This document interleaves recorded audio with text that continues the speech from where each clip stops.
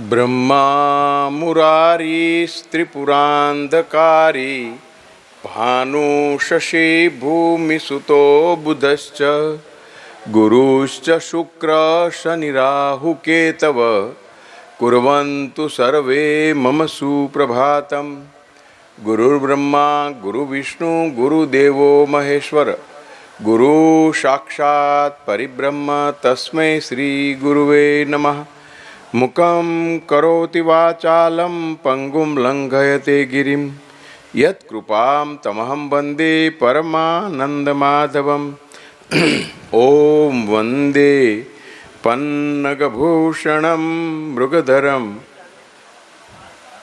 वन्दे जगत्कारणं वन्दे पन्नगभूषणं मृगधरं वन्दे पशूनां पति वन्दे सूर्य शशांक वहनिनयनं वन्दे मुकुंद प्रियं वन्दे भक्तजनाश्रयां च वरदे वन्दे शिवं शङ्करं।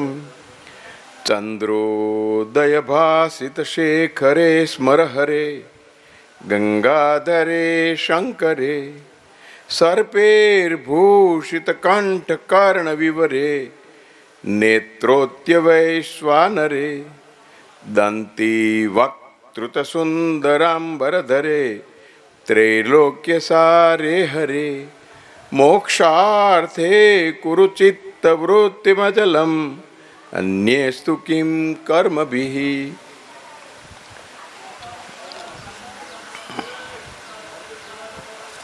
आत्मा त्वं गिरिजामती सहचरा प्राणा शरीरं गृहं पूजा ते विषयोपभोगरचना निद्रा समाधि स्थिति संचार पदयो प्रदक्षिण विधि स्तोत्राणि सर्वा गिरो यद् यद् कर्म करोमि तदखिलं शम्भो तवाराधरम्।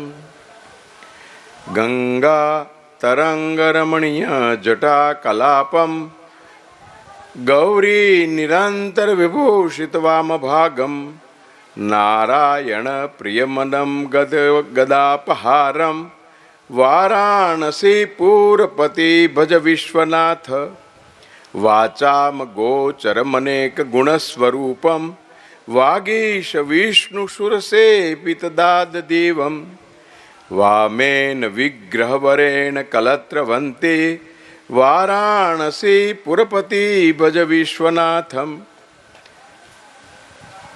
भगवान शिवना काशी विश्वनाथना रूपने भगवान शिवना वंद्य रूपने शिवलिंग रूपी वंदे देव उमापति सुरगुरु देवताओना जे गुरु छे देवताओना जे विघ्न नाशक छे दुख नाशक छे एवा भगवान शिवनी आराधना भगवान शिवनी अर्चना एना शिव पुराणना क्रमे आपणे जे बिंदुओ चर्ची रह्या छीए घटको चर्ची रह्या छीए एमां आजे कैलास संहिता शिव पुराणनो बहु महत्वनो संहितानो भाग ए कैलास संहिता गणाय छे। 3 कारणथी एक तो एनु कायमी निवास स्थान छे सिद्ध पीठ छे भूमि छे। बीजू एनी समीपमां ब्रह्मा द्वारा निर्माण करायेलू मानस सरोवर छे। आम साचुं नाम तो मानस सरोवर छे, आपणे मान सरोवर कहीए छीए। तो आ मान सरोवर ने कारणे कैलास पर्वत ने कारणे शिवनी साधना स्थली साधना पीठ एने कारणे એ ભૂમિનું, એ વિસ્તારનું, એ ક્ષેત્રનું ઘણું મહત્વ પરાપૂર્વથી સૃષ્ટિના ઉત્પત્તિ સમયથી જે કેટલાક સ્થાનો ભારતીય સંસ્કૃતિના, ભારતીય પરંપરાના અત્યંત મહત્વના અંગ ગણાય છે, તેમાંનું આ કૈલાસ છે. નૈમિષારણ્ય પછી બદલાઈ ગયા, ત્યાં અરણ્ય જ ઓછું રહ્યું, લોકો સ્થાનાંતર થઈ ગયા. ગંગા ઘાટ, નદી, હરિદ્વાર એ બધા પરિવર્તન પામ્યા. પણ કૈલાસ સ્થાનમાં કશું પરિવર્તન આવ્યું નહીં. પરંપરાનું રૂપ, પરંપરાનો પરિવેશ અને પરંપરિત વિધિ વિધાન એ પણ જળવાયા. એમાં ક્યાંય અન્ય સભ્યતા, અન્ય સંસ્કૃતિનો હસ્તક્ષેપ ન થયો. એ કારણે એનું મહત્વ છે. એટલે ત્રીજું કારણ, માનસ સરોવર બરોબર, કૈલાસ બરોબર પર્વત, પણ પરંપરાના રૂપનું અખંડ રક્ષણ જેને કર્યું છે, જતન કર્યું છે, જાળવણી કરી છે, એ કૈલાસ ક્ષેત્રમાં થઈ. પહેલા પણ ત્યાં બહુ માનવ વસવાટ નહોતો. અત્યારે એટલો બધો વધ્યો નથી, સુવિધાઓ કોઈ નથી. શિવ આ બધાથી વિરુદ્ધ છે. શિવ તત્વ પણ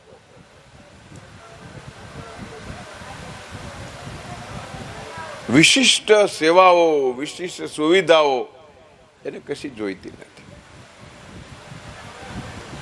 બધા દેવતાઓ, બધા શક્તિ સ્થાનકો પરંપરાના વાતાવરણમાંથી પરિવર્તિત રૂપ પ્રાપ્ત કરી રહ્યા છે ભારતમાં. એવા સમયે અક્ષુણ, અખંડ પ્રાચીન રૂપને જાળવીને એના કદમાં, એના રૂપમાં કોઈ ફેરફાર થયો નથી. એવું પણ થાય કે પછી પર્વત ખંડિત થઈ જાય, લોકો ઉત્ખનન કરે પાછળથી, જ્યાંથી જે રીતે કરવું હોય. પણ આરક્ષિત ક્ષેત્ર કરવું પડે, જાહેર. પણ આ તો કુદરતી રીતે જ આરક્ષિત ભૂમિ થઈ ગઈ. ત્યાં કોઈ જઈ જ શકતું નથી. ખનિજ લેવા કે ક્યાંય કોઈ જઈ શકતું નથી. કૈલાસ આરોહણ પણ શક્ય નથી. પરિક્રમા બહુ દૂરથી શક્ય છે. પર્વતની તળેટીથી ઘણા દૂર રહીને તમે એની, એટલે પ્રદક્ષિણા તળેટી સમેત કૈલાસની થાય છે. એનું પર્વતનો પ્રારંભ જ્યાંથી થાય છે, જેમ ગોવર્ધન પર્વતની કરીએ છીએ, અન્ય પર્વતોની કરીએ છીએ, ગિરનારની કરીએ છીએ, એ રીતે કૈલાસની પરિક્રમા શક્ય નથી, સંભવિત પણ નથી, અને કોઈ કરવાનો પ્રયત્ન પણ કરતું નથી. કોઈ તપસ્વી કે કોઈ, શિવ પાસે કોઈ જતું જ નહીં. દેવતાઓને જવું હોય, કામ હોય ત્યારે જાય.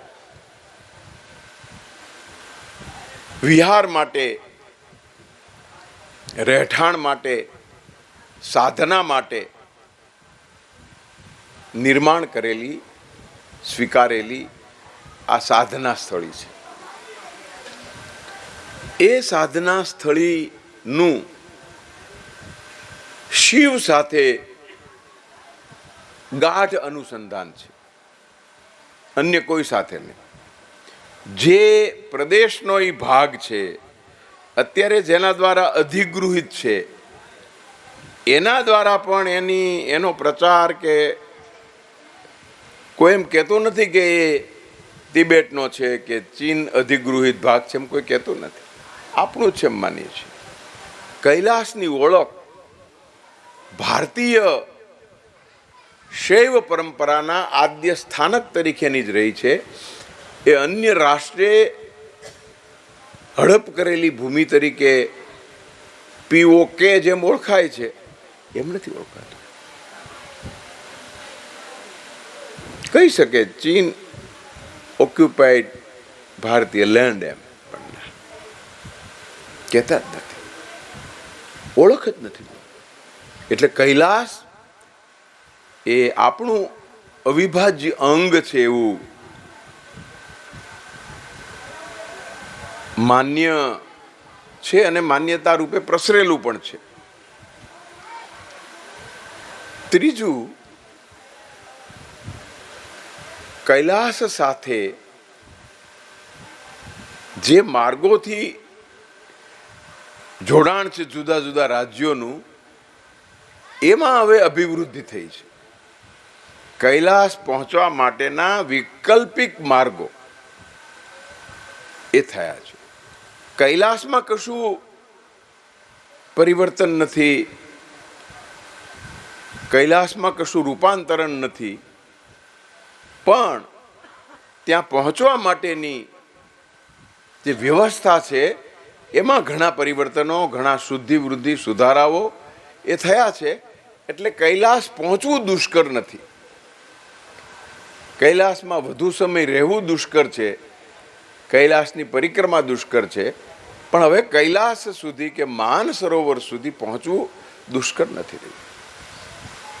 યાત્રાળુઓની સંખ્યામાં પણ ખાસી અભિવૃદ્ધિ થઈ છે.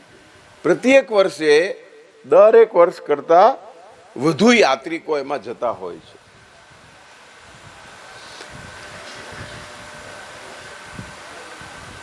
કૈલાસના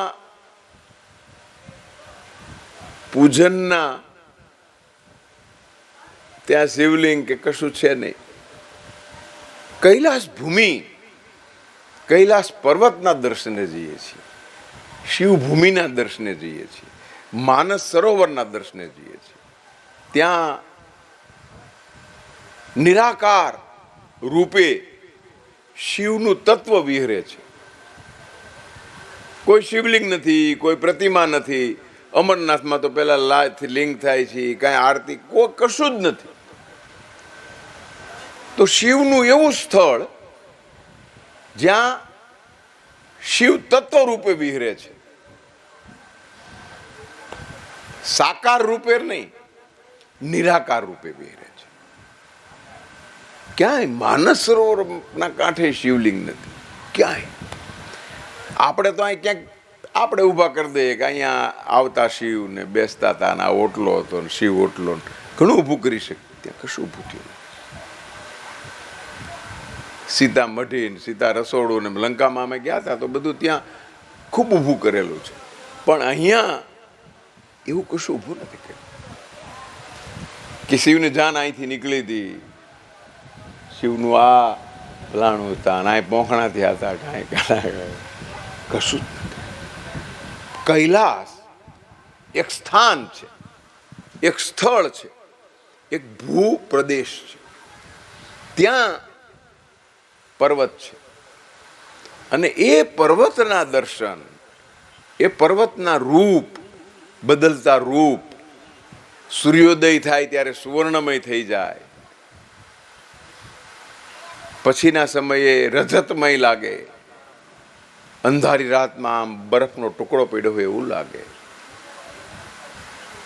અને પૂર્ણિમાની રાત્રે તો ચંદ્ર હોય અને માનસ સરોવરમાં ચંદ્રનું બીમ પડતું હોય ને આમ બે તમને બે ચંદ્ર લાગે. એટલી તમે નથી જઈ શક્યા નહીં? હા, બહુ અમે અને શ્રીમતીએ કશું ડિક્લેર ન કર્યું કે અમને બીપી છે, ડાયાબિટીસ છે કાંઈ, અને નીકળી ગયા. અને પછી પરેશાન થયા, ઓક્સિજન લેવલ ને બધું. પણ શિવ કૃપાએ એ યાત્રા થઈ શકે. અવિસ્મરણીય. મંત્રોચ્ચાર, યજ્ઞ, પૂજા, સ્નાન, જરા પણ અડચણ ન થાય એ રીતે કૈલાસ યાત્રા થઈ ગઈ. હવે તો કે છે આનાથી એ સરળ વ્યવસ્થા છે તંત્ર. પણ કૈલાસનું આકર્ષણ શું? ભૂમિ છે, પર્વત છે, માનસ સરોવર છે, કોઈ મંદિર નથી, તો કેમ આકર્ષણ? શા માટે આકર્ષણ? કૈલાસ સંહિતામાં એનું આલેખન છે શિવે. શિવ પુરાણમાં કૈલાસ સંહિતાનો મહિમા, ત્યાં આ મંત્રની ભૂમિ છે, મંત્રની ઉદ્ભવ ભૂમિ છે. ઓમ નમઃ શિવાય, પંચાક્ષર મંત્ર. ઓમ પ્રણવની ભૂમિ છે, એટલે મંત્ર પ્રાગટ્ય ભૂમિ. કૈલાસનું પહેલું આ તો બધા મેં તમને સ્થૂળ મહત્વ કીધા, શિવપુરાણમાં કીધા છે, પણ તાત્વિક રીતે કૈલાસ સંહિતાનું મહત્વ, કૈલાસ સ્થાનનું મહત્વ, ત્યાં પંચાક્ષર મંત્ર, ઓમ પ્રણવ અને ષડાક્ષર મંત્ર, આ ત્રણેયની ઉદ્ભવ ભૂમિ એ છે. એમ કે છે કે પહેલો જ્યારે શિવે, મંત્ર દીક્ષિત શિવ દ્વારા જ સ્વયં છે. બ્રહ્માએ કીધું, અપેક્ષા બ્રહ્માની છે. મંત્ર બ્રહ્માનો કઈ મંત્ર બ્રહ્માએ કીધું પણ નથી, છે પ્રચલિત નથી. ઓમ વિષ્ણવે નમઃ એમ છે, ઓમ બ્રહ્માએ નમઃ બોલે છે, પણ એ કોઈ શાસ્ત્રોક્ત વિધિ વિધાન કથિત મંત્ર નથી, શિવનું જ મંત્ર છે. વિષ્ણુ સહસ્ત્ર નામ છે, બ્રહ્માના સહસ્ત્ર નામે નથી. વિષ્ણુના સ્તોત્ર પણ છે, પણ વિષ્ણુનો મંત્ર ઓમ વિષ્ણવે નમઃ કહીએ છીએ એટલું જ. ઓમ શિવાય નમઃ કહેતા નથી, નમઃ શિવાય કહીએ છીએ. પેલા નમન કરીએ છીએ, પણ કોને? શિવને. એમ પછી કીધું શિવાય નમઃ એમ ન આવ્યું. આ મંત્ર શિવ દ્વારા આપેલો છે. એટલે પહેલું કારણ, કૈલાસ ભૂખંડ શિવના સંદર્ભમાં અત્યંત મહત્વનો એટલા માટે છે કે ઓમ પ્રણવ નમઃ શિવાય પંચાક્ષર અને ઓમ નમઃ શિવાય ષડાક્ષર, આ મંત્ર એની ચર્ચા છે. પછી પણ પહેલું નાદ રૂપે જ્યારે ઓમ નું ઉચ્ચારણ થયું, એટલે દેવતાઓએ, વ્યાકરણાચાર્યોએ એનું વર્ગીકરણ કર્યું છે. આપણે પણ એ વર્ગીકરણ આગળની સંહિતામાં જોયું હતું કે અ ઉ ઓ મ ચંદ્રબિંદીમાં ઓમ છે.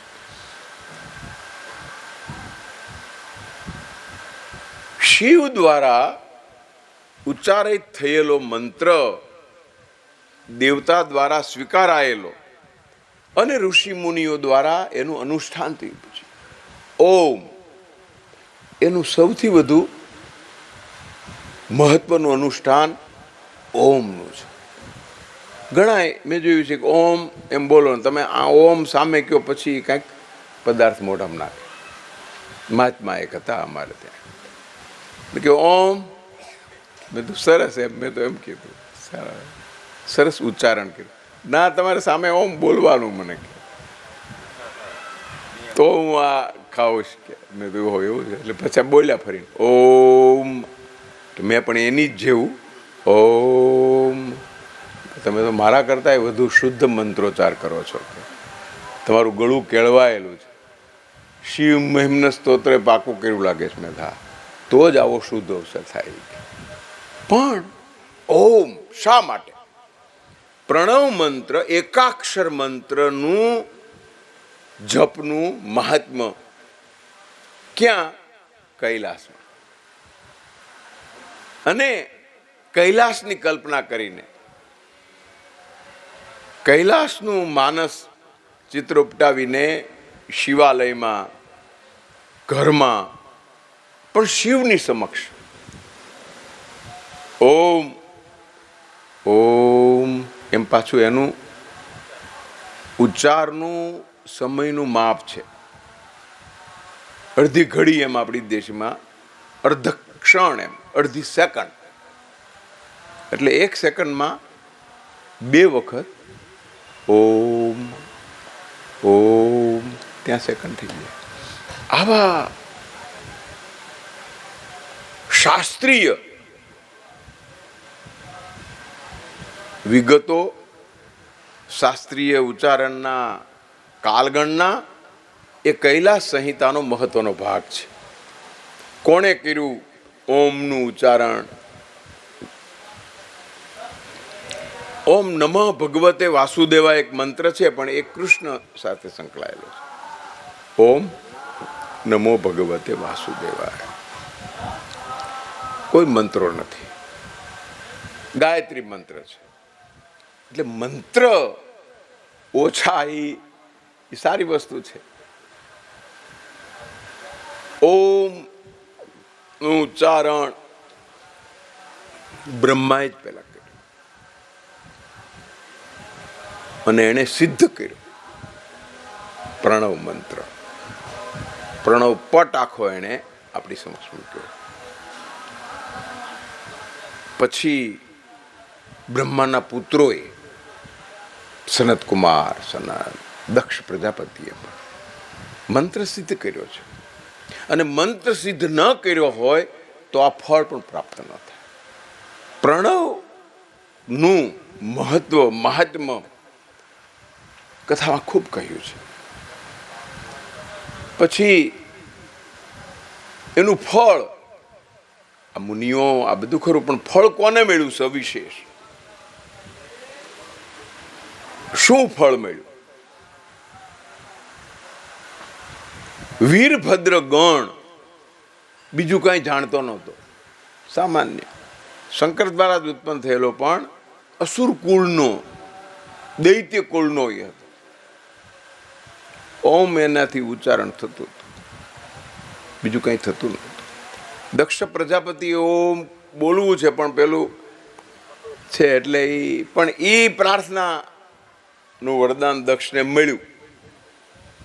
વીરભદ્રને અધિપતિ સ્થાપ્યો. ત્રીજું બહુ મહત્વનું ફળ જે લઈ શક્યા અને જેનો ખૂબ મહિમા થયો, તો એ પ્રણવનો પાઠ, પ્રણવનો મંત્ર કરનાર પાર્વતી છે. એને તપ કર્યું છે. પંચાક્ષર પૂર્વે ઓમ, પછી પંચાક્ષર, પછી ષડાક્ષર, પણ પહેલા એણે ઓમ.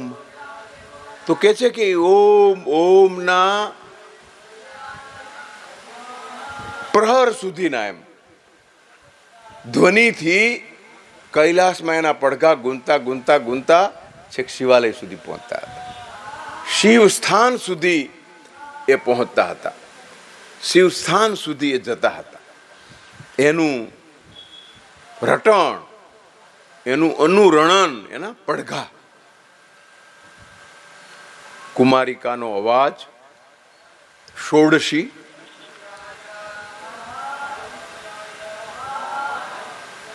કોઈ ખાદ્ય પદાર્થ ખાતી નથી, પાણી પીતી નથી. મુખમાં પ્રગટેલી લાળથી, એમ શ્લોક છે, મુખમાં જ ઉદ્ભવતી અને વિરમતી લાળથી જેનો અવાજ અને ગળું ભીના છે, એવી પાર્વતીના ઓમ ઉચ્ચારણ સાંભળવા માટે ઋષિ મુનિઓ પણ પધારતા હતા. એ કાંઈ મનમાં બોલવું એવું કીધું નથી. સંભળાય એમ, તમે કાનને સાંભળી શકો એમ. હવે એવા ડિજિટલ ફોર્મેશન પણ આવે છે. ઓમ ઓમ, અને આપણે સાંભળી એટલે આપણને પણ વાઇબ્રેશન એક આખા. તો એ વખતે પ્રકૃતિ કલુષિત નહોતી, એકદમ આર્દ્ર વાતાવરણ, એમ ભીનું. એ ત્યાં ઉચ્ચારણ કર્યું અને પછી પંચાક્ષર મંત્રની એને દીક્ષા મળી. દીક્ષા આપનાર કોઈ ગુરુ હોય કે કોઈ શીખવે નહીં, પાર્વતી જ બ્રહ્માને, નારદને, બધાને એણે વિનંતી કરી છે.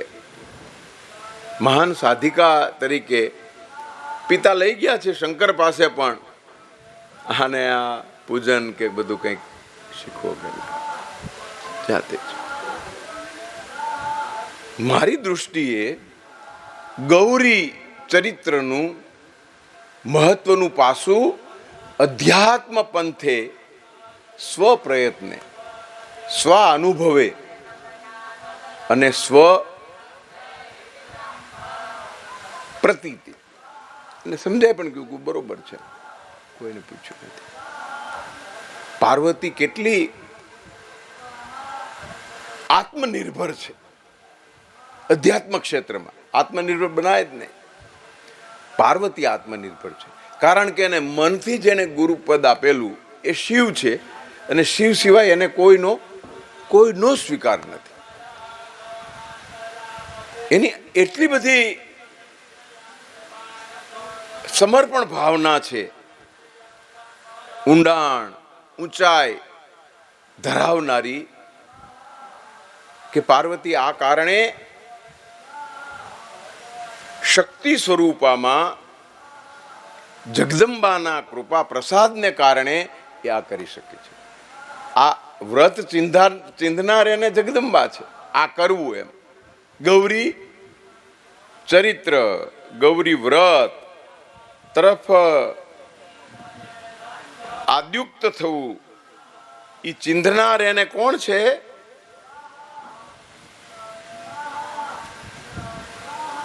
જગદંબા છે. એની પ્રાર્થના કરી છે. શિવ પહેલા કોને એને ભજ્યા છે? જગદંબા. એનો કૃપા પ્રસાદ, એના આશીર્વાદ, એનું દિશા દર્શન યોગ્ય દિશામાં એને લઈ જાય છે. જગદંબા પ્રગટ રૂપે કાંઈ એની પાસે આવ્યા નથી, બેઠા નથી, મંદિરમાં ગયા છે ને વરદાન આપ્યું છે. પ્રાપ્ત થશે મેં કીધું છે પાછું. એ તો હજી મંત્ર નથી શરૂ કર્યા, પૂજા નથી શરૂ કરી, વ્રત ચીધેલું શરૂ કર્યું નથી. એ પહેલા જેમ ઉપમન્યુએ કહી દીધું ને શિવ કૃષ્ણને, 16 મહિને તમને ફળ મળી જશે. શિવ ઉમા બે તમે ભલે હા શિવનું જ કરો, મંત્રોચ્ચાર ને જપ પણ આવશે, બે એકત્વ રૂપ છે, અને એ તમને વરદાન આપશે. અને આ વધારાનું મેં કીધું જરાક જોજો એમ, પાછું એને ઉમેર્યું હતું. તો અહીંયા પણ ગૌરીને સ્વ અનુભૂતિ, આત્મવિશ્વાસ એને કારણે, અને માતાએ વાત્સલ્ય ભાવથી, આમ તો પૂર્વજન્મના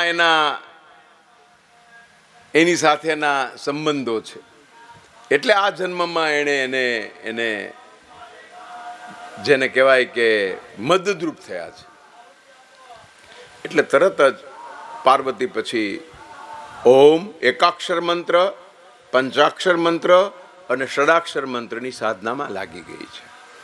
અપર્ણા એવું નામ છે એનું. પાન કુણા ખાઈને, કશું ને ખાવા, પીપરના અશ્વત્થ વૃક્ષના કુણા પાન કે જેમાં હજી આ ખીરું ખીર કે કાંઈ હોય નહીં એ ખાઈને, એની રીતે સાધનામાં રત બનીને પવિત્ર આસન, પવિત્ર સ્થાન સ્થળ શિવનું લિંગ સ્થાપિત કર્યું છે, પાર્થ લિંગ કે છે. એટલે પહેલી પાર્થિવ પૂજા પણ પાર્વતીએ કરી.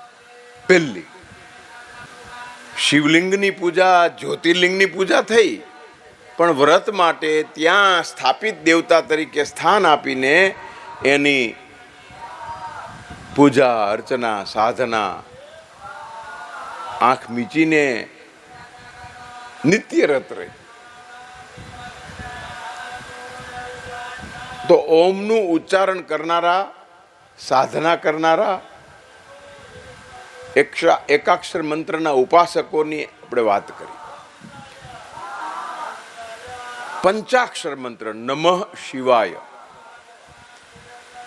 એની સાધના, એની ઉપાસના પણ પ્રથમ કરનારી પાર્વતી છે.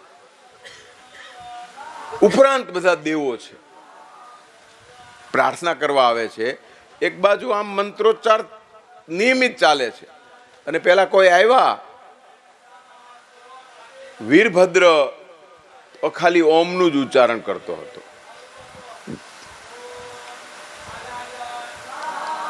પણ એમ કહેવાય છે કે ગણ સિવાયના શિવની સાથે રહેલા કોઈ સેવકોએ કોઈ જાપ કર્યા નથી.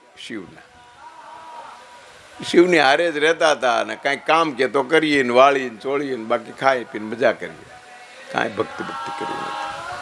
પ્રશ્ન પણ કર્યો છે કે તો કેમ શિવે એને પાસે રાખ્યા? કરુણા નિધાન છે. કાંઈ જરૂર, શિવને શું જરૂર હોય?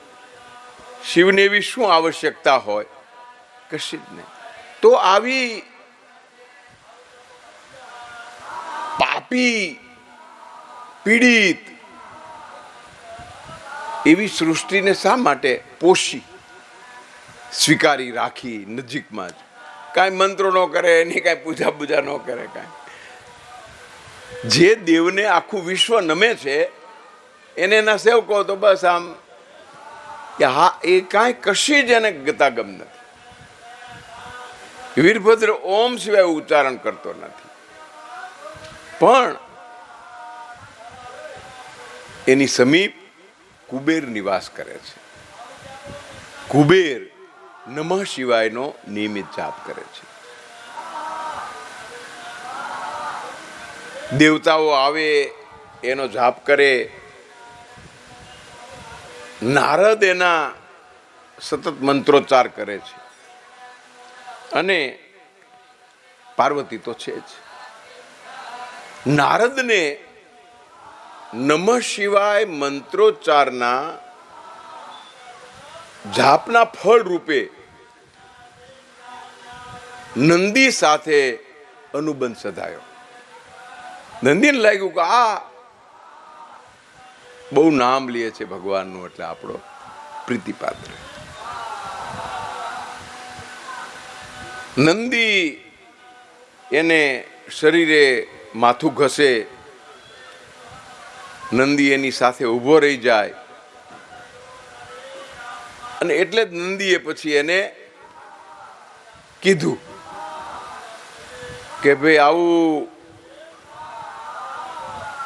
જ્ઞાન પાર્વતીને આણે પીરસ્યું છે. એટલે નંદીએ કીધું એની પાછળનું કારણ ઓમ નમઃ શિવાય જાપ, નમઃ શિવાય પંચાક્ષર જાપ.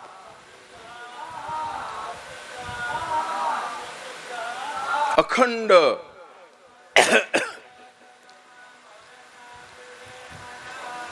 શિવ વાર્તાલાપનું અખંડ પાન કરનાર નંદી છે, અને નંદીને કારણે નારદ છે. એને કીધું છે બ્રહ્માએ પાછું, તારે આ શિવનો વાર્તાલાપ, શિવની વાતચીત, શિવની જ્ઞાન ચર્ચા જાણવી, પહોંચી જવું વાર્તાલાપ થતો હોય ત્યારે. પુત્રના ઉત્કર્ષ માટે કીધું છે, એની પાછળ કોઈ બ્રહ્માનો ખરાબ આશય નથી. તો આ નમઃ શિવાય મંત્રોચ્ચાર,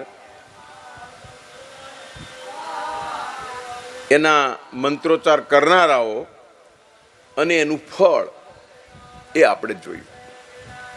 ત્રીજું ષડાક્ષર ઓમ નમઃ શિવાય. તમે જો આખું બોલો છો ત્યારે ઓમ બોલો છો, નમઃ શિવાય બોલો છો અને ઓમ નમઃ શિવાય. આ ત્રણેય મંત્રોના શ્રવણથી જ જુદા ધ્વનિ આવે છે. કેમ? તો કે છે સ્વરોદય શાસ્ત્ર છે આખું. એ ઉપાસનાનો પાછો એક જુદો વિષય છે શિવની, શિવ સ્વરોદય. સસ્વર પાઠ કોઈનો દ્રઢપણે માન્ય ગણાતો હોય તો શિવ. મંત્રો ઉચ્ચાર શુદ્ધ જ કરવા જોઈએ. એક વસ્તુ છે ઓમ જયંતી મંગલા કાલી ભદ્રકાલી કપાલિની દુર્ગા ક્ષમા શિવા ધાત્રી સ્વાહા સ્વાદા નમોસ્તુ તે. આ મંત્રથી શુદ્ધ રીતે બોલાય, પણ સસ્વર પાઠ એમ ઓમ ગાણાનાન્ત્વા ગાણ. હાથ પણ તમારા નિશ્ચિત કરેલા સ્થાને, નિશ્ચિત કરેલી મુદ્રાએ, નિશ્ચિત કરેલા દૂરતા, ત્રણ વસ્તુ કીધી છે. સ્થાન, એની દૂરતા અને એની મુદ્રા. એ સસ્વર પાઠ કે છે. એ સસ્વર પાઠનો હોમ થાય છે ત્યારે એનું બહુ મહત્વ છે. લાભશંકર ફુવા એ સસ્વર હોમ કરતા દરરોજ સવારમાં ક્યારે નાનકડું હોય અને એ બોલીને હોમ કરતા. નિત્ય હોમ કે છે એને. એ નિત્ય હોમનું વ્રત ગિરધરભાઈ બહુ અઘરું છે, પણ માત્ર એક અધ્યાય પણ જો સસ્વર પાઠથી હોમાત્મક કરીએ, એક જ અધ્યાય અથવા પુરુષ સૂક્ત, બહુ ફળદાયી કહેવાનો છે. એમાં આવે છે તો એ સસ્વર પાઠ એ મંત્રના ઉચ્ચારણનો સસ્વર. પદ્માસનમાં બેસવાનું, જમણા હાથ ઉપર ડાબા હાથની મુદ્રા મૂકવાની. એમ પાછું કયો હાથ નીચે? પદ્માસનમાં જમણો પગ વ્યાઘ્ય ચર્મને અડવો જોઈએ પાછો. એવી એ રીતે તમારો સ્પર્શ થવો જોઈએ. અને કડક એટલે આખી કરોડરજ્જુ તમારી કડક હોય. આ એની મુદ્રા છે. કોઈ દેવતા એમ કીધું નથી કે આમ બેસીને આપો, હુતા હુતા માળા ફેરો તમતાર. સ્વામિનારાયણ સ્વામિનારાયણ ગમે એમ કરતા કરે. હવે તો ઓલા મશીન આવ્યા છે પાછા માળા. રુદ્રાક્ષ તુલસીની અથવા રુદ્રાક્ષ એમ કે છે કે ટેરવાના સ્પર્શને કારણે તમારું ચેતાતંત્ર પણ જાગૃત થાય છે. અમસ્તા તમે આમ કર્યા કરો ખાલી, તો એ પણ એક પદ્ધતિ છે. અને પાછું ગુરુમુખીમાં એ રાખવી જોઈએ, માળા દેખાવી જોઈએ. આ એના ઉપાસ્ય મહિમા, ઉપાસના પદ્ધતિ. કેમ બેસવું, કઈ મુદ્રામાં બેસવું, જમણા હાથમાં રાખવું, માળા પછી જમીન અડવી ન જોઈએ, અને એના સસ્વર પાઠ. નમઃ શિવાય, નમઃ શિવાય, નમઃ શિવાય. એના ઉચ્ચારણથી જ આંદોલનો જન્મે છે. અને આંદોલનો અન્યને તો બરોબર છે, પણ તમારા કર્ણપટલ દ્વારા હૃદય સુધી પહોંચે છે અને હૃદયને વધારે સંવેદનશીલ બનાવે છે. એમ કહ્યું છે નમઃ શિવાય. ત્રીજો મંત્ર જાપ ઓમ નમઃ શિવાય. કેમ?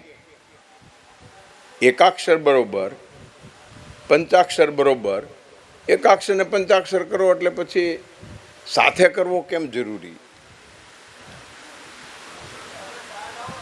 શું છે? ઓમ પ્રણવનું સૃષ્ટિનું રૂપ છે. નમઃ શિવાય એ તો તમે શંકર ભગવાનને નમન કરી લીધા છે, અલગ છે.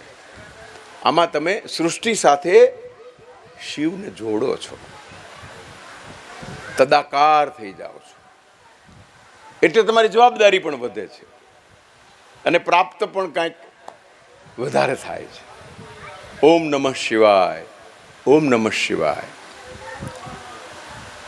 મૃતાત્માની પાછળ નમઃ શિવાય એમની ઓમ નમઃ શિવાય ષડાક્ષર મંત્ર બોલાવે છે. મૃતાત્મા પાછળ.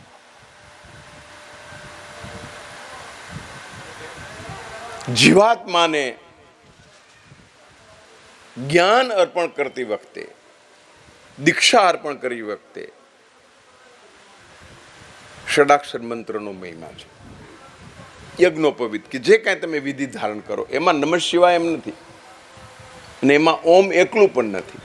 ઓમ નમઃ, જેમ ઓમ ભૂર્ભુવઃ સ્વઃ તત્સવિતુર્વરેણ્યમ ભર્ગો દેવસ્ય ધીમહિ ધિયો યો નઃ પ્રચોદયાત, એમ એક મંત્ર કીધો. એમ અહીંયા ઓમ નમઃ શિવાય. ષડાક્ષર મંત્રનો ત્રીજો પણ પક્ષ એમાં કહેવાયો છે. કોઈ પુણ્યકર્મ કરીને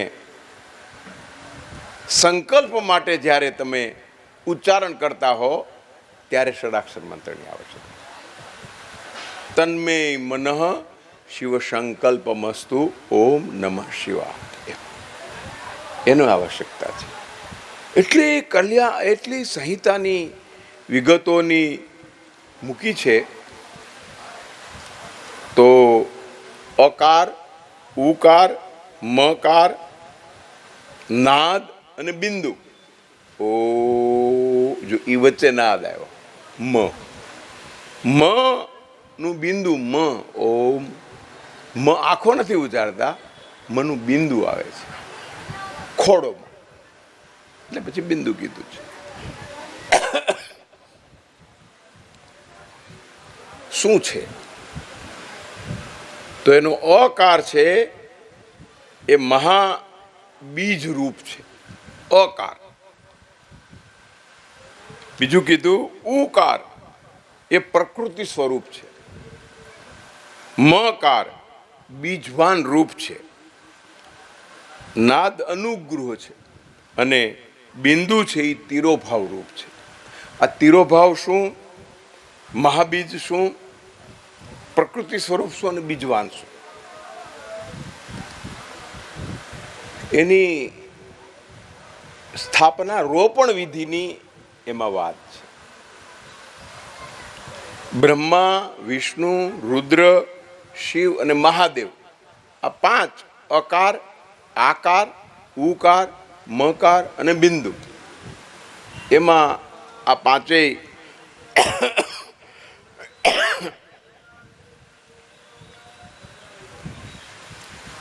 પછી પ્રણવ, પંચાક્ષર અને ષડાક્ષર મંત્ર વિધાન, મંત્ર રૂપ, એનો મહિમા, એની પ્રાપ્તિ.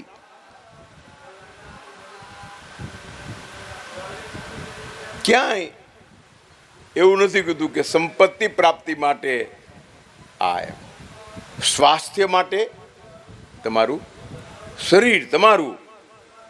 શરીર સુખાકારી માટે ઓમ નમઃ શિવાય છે. બીજું જેણે કહ્યું એ તમારા વિચારો, તમારા ઉચ્ચારો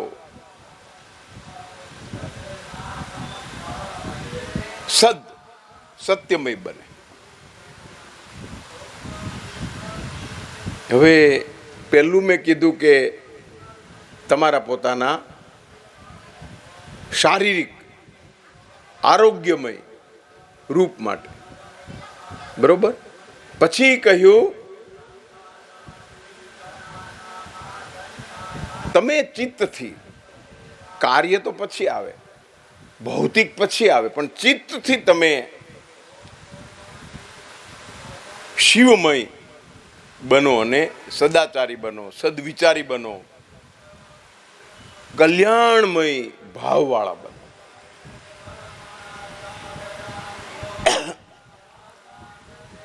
ઓમ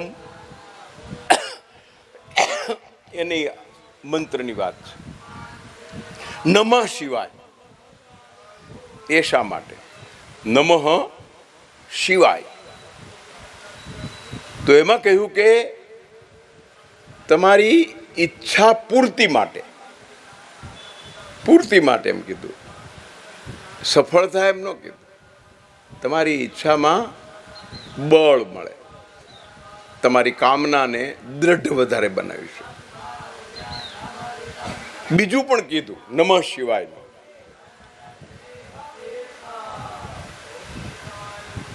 શિવની પૂજા, શિવનો મહિમા વ્યક્તિ કેન્દ્રી છે. એટલે આપણે એમ કહી તમે આ કરી લેજો, હું તમને દક્ષિણા આપીશ, એ માન્ય નથી, સ્વીકાર્ય છે. એટલે સ્વકલ્યાણામાં પણ કીધું કે તમને તમારા પોતાની શરીરની સુખાકારી રહે. પછી ષડાક્ષર ઓમ નમઃ શિવાય. શું ફળ મળે? તેમાં કહ્યું કે તમે દીકરી હો તો તમારા બાપને માને કુમારિકા હોય, એટલે દીકરો હોય તો પણ માને બાપને, પિતા હોય તો એના કુટુંબને, એટલે સંતાનો અને એના પિતાને. એટલે આમ ક્રમ કીધા છે, ચમક્રમ કે છે ને. એટલે પહેલા બ્રહ્મચારી બાળકો ઓમ નમઃ શિવાય બોલે તો કોને ફળ મળે? તો કે એના ફાધર મધર. પણ એના પિતા કરે ઓમ નમઃ શિવાય જપ તો એના પિતાએ મળે અને એના છોકરાઓ નહીં મળે. પછી વૃદ્ધ પિતામહ એ કરે તો પિતૃ પક્ષે બિરાજતા એના પૂર્વજોને, એના સંતાનોને અને એના સંતાનો. એટલે બને ત્યાં સુધી વૃદ્ધોને તમારે આ કામમાં રોકી દેવા કે ભાઈ આ લાગઠ એમ કે બધું આ બધાનું થઈ જાય, આ છોકરાને ક્યાં હેરાન કરવાનું, મારે ક્યાં હેરાન થવું, તમે જ કરો ને એટલે પૂરું થઈ. બહુ એનો મહિમા કીધો છે. એમાં એમ પણ કીધું છે કે મંત્ર સવાલક્ષનો સંકલ્પ કરીને મંત્રોચ્ચારનું વ્રત ધારણ કરેલાની પૂજા પણ કરવી, એનું સન્માન, એની સેવા, એનું ફળ પણ તમને શિવ આપે છે. મંત્રોચ્ચાર જેટલું. તમે મંત્ર નથી કરતા, ઓમ નમઃ શિવાય, ઓમ નમઃ શિવાય એમ કાંઈ કરતા નથી. 108 પારા નહીં, ફેરવવાનું, બેસવાનું અમુક રીતે, કાંઈ મંત્રોચ્ચાર કરે છે એની સેવા કરો, એને સન્માનથી રાખો. સમયે સમયે ચા, દૂધ, કોફી, ઓશીકું બોશીકું પાછળ ચાલુ રાખો. તમે તારે જેટલું થાય. લાભ કોને છે? પણ સેવા કરનારને વિશેષ લાભ છે. દીકરો કરતો હોય કે વહુ કરતી હોય કે દીકરી કરતી હોય, પણ એને લાભ છે. પણ ઓમકારના મંત્રોચ્ચાર કરનારા બાળકો કે એના પિતા કે એ ક્યાંય કીધું નથી, આમાં જ કીધું. મારી દૃષ્ટિએ કૈલાસ સંહિતાનો આ મહિમા છે કે ષડાક્ષર મંત્ર એ મહામંત્ર છે. ઓમકાર, નમઃ શિવાય, પછી આ મંત્ર છે. અને શિવના સહસ્ત્ર નામની આગળ ઓમ લગાડીને બોલાય છે, નમઃ બોલાય છે. ઓમ ભાસ્કરાય નમઃ એમ કહેવાય છે. એટલે નમઃ અને ઓમ સહિત શિવાય આવે છે, એનો બહુ મહિમા છે. એટલે ષડાક્ષર મંત્રનો મહિમા આ કારણથી છે.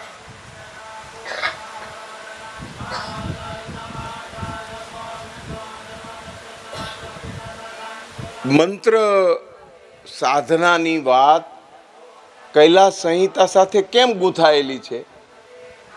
મંત્રના ઉદ્ભવ સ્થળ પ્રાગટ્ય સ્થાન છે, એટલે એની ચર્ચા વચ્ચે આવી હતી વિદ્યેશ્વરમાં ને એમ. પણ અહીંયા સવિગતે 12 અધ્યાય સુધી એની ચર્ચા ચાલે છે, પૂછે છે બધા, અને એને ઉત્તરો આપ્યા છે.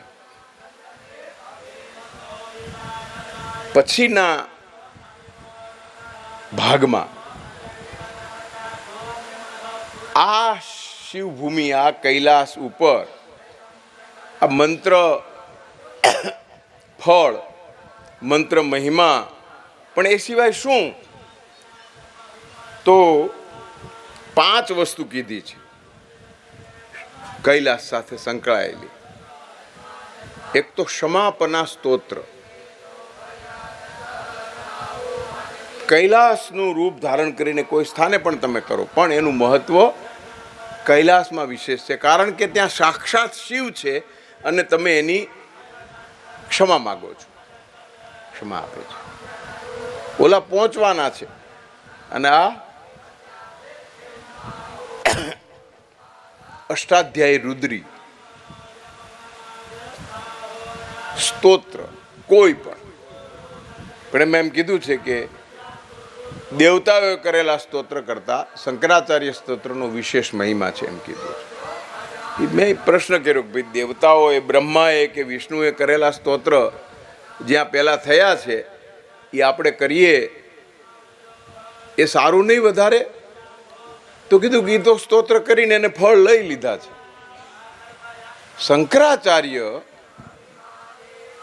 ભક્તો માટે, આત્મકલ્યાણ માટે આ સ્તોત્ર રચ્યા છે, અને એ સ્તોત્રનો પાઠ એ કહ્યું.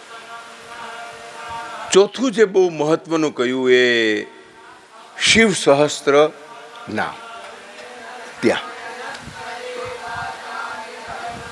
અને ષડાક્ષર મંત્ર ત્યાં ગયો, ઓમ નમઃ શિવાય. જો ઓમ નમઃ શિવાય અને ઓમ નમઃ શિવાયનું જૂથ પૂરું થયું, પણ જે 5 કરણીય કાર્ય કૈલાસની અંદર નિત્ય એ આ છે. ઓમ નમઃ શિવાય, શિવ સહસ્ત્ર નામ, સ્તોત્ર, અષ્ટાધ્યાયી રુદ્રી અને શિવ ક્ષમાપના સ્તોત્ર. કેમ શિવ ક્ષમાપનાને અને પેલા સ્તોત્રથી જુદું કર્યું? સ્તોત્ર કીધા તો એમાં તો આમ કહી દીધું કે ભાઈ બને તો આ લેવા એમ, અને આને છેલ્લે શિવ ક્ષમાપના સ્તોત્રમાં ન આવી જાય તો 4 થાય ને, એમ કે આપણે આ 5 ના. ક્ષમાપના સ્તોત્ર તો ખાસ, પેલા 3-4 છે એમાંથી કોઈ એક સ્તોત્ર. એક એક વસ્તુની મીમાંસા કરીએ ત્યારે ખ્યાલ આવે છે કે સ્તોત્રમાં જુદા જુદા અનેક ઉપકરણો છે, પણ શિવ ક્ષમાપના સ્તોત્રનું ઉપકરણ એમાંથી કોઈમાં નથી, એ સ્વતંત્ર સ્વાયત્ત છે. એટલે એની ઉપાસના, એની સાધના એકાધિક વાર કરવી એમ કીધું. પાછું તમે તન્મય તો જ રહી શકો ને, સમર્પિત તો જ રહી શકો કે એક થઈ ગયો અધ્યાય, હાલો ફરીને પાછા હજી એક માળા થઈ ગઈ, બીજી માળા, સહસ્ત્ર નામ થઈ ગયા, ફરીને સહસ્ત્ર નામ. કોઈ વ્યવહારિક, ભૌતિક, આધિ ભૌતિક કાર્યની કૈલાસ ઉપાસના, કૈલાસ સ્થાન, કૈલાસ કલ્પના કરીને કરવામાં એની મહિમાનો છે. ત્રીજો બહુ મહત્વનો મુદ્દો એમાં ચર્ચાયો છે કે કરવું શું, રહેવું શું, આહાર. ખારેક કીધું પહેલા, સૂકા ડ્રાય ફ્રૂટ કે છે ને આપણે, ડ્રાય એમ કે ફ્રૂટ, સૂકા ફળ, મેવા, ખારેક કીધું, બહુ મહિમા કીધું છે. શું ખાવું? દૂધ પાક નહીં, પેડા નહીં, પણ એને જે ચીંધ્યા છે એ ખારેક, અંજીર, જરદાલુ, બદામ, એમ 5 મેવા કીધા. ખારેક એ ધરવા અને અંગીકાર કરવા, અને બને તો એનું જ ભોજન રાખવું. બીજું કીધું ફળ, જે કોઈ પ્રાપ્ય હોય એનો આહાર. શિવ કૈલાસમાં કાચું દૂધ પીવે છે, એને ચડાવાય છે. દૂધ કાચું એટલે દોહેલું, સીધું, ઊનું ઉકાળેલું, ઊનું કરેલું. ઘણા તપસ્વીઓ દૂધાહારી મેં જોયા છે, એ દૂધને જે રૂપમાં આવ્યું હોય એ જ એનું પાન કરે. એમાં કશું નાખે પણ નહીં અને એને ગરમ પણ ન કરે. શિવ પણ કાચું દૂધ એ આહાર કરે છે. એટલે આમાં ભક્તોએ પણ એ કાચું દૂધ અંગીકાર કરવું. ફળ, સૂકા મેવા, દૂધ સિવાય કશું કીધું નથી. ધરાવવામાં અને આહારમાં રાંધેલો પ્રસાદ શિવને વર્જ્ય છે. આપણે સુખડી ધરાવીએ કે લાડુ ધરાવીએ, શિવપુરાણમાં કાંઈ એનો ક્યાંય મહિમા આવતો નથી.